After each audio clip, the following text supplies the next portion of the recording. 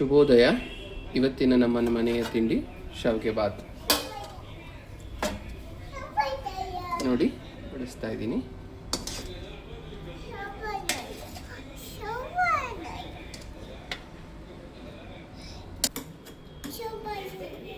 ಕಾಯಿ ಚಟ್ನಿ.